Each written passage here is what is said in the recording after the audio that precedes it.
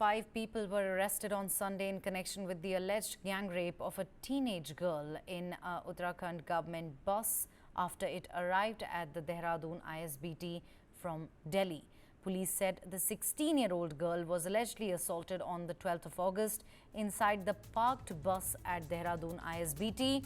The arrests include the bus driver and conductor. The girl was initially taken into custody by the State Child Welfare Committee after a guard found her alone at the ISBT on the 13th of August. During a subsequent counselling session, she disclosed the assault, leading to the arrests. देखिए 13 तारीख को इसमें जो है सूचना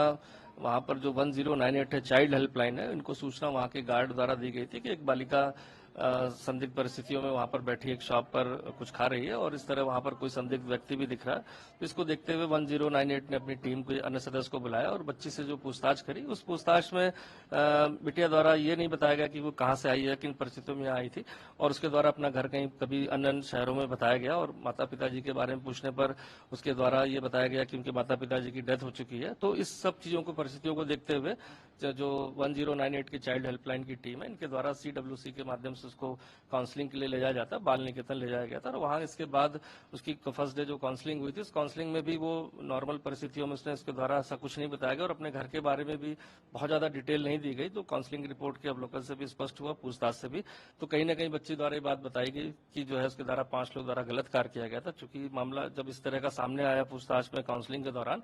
तो थाने पर जो है कल साय जो उनके द्वारा तहरीर दी गई थी, उस तहरीर के आधार पर 5 अज्ञात व्यक्तियों के विरुद्ध जो है 70 जो BNS हमारा नया एक्ट है उसके तहत और पोक्सो अधिनियम के तहत केस रजिस्टर्ड हो गया था। क्योंकि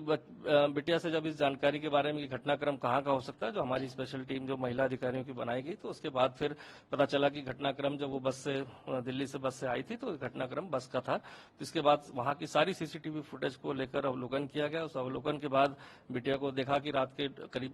1-1:30 बजे के करीब एक शॉप पर वहीं पर बैठी हुई थी और एक संदिग्ध व्यक्ति भी वहां पर खड़ा हुआ था, और जिसको गार्ड ने भी पहचाना था कि यहाँ एक व्यक्ति यहाँ था, और इसकी सूचना तभी उसने 1098 को दी थी।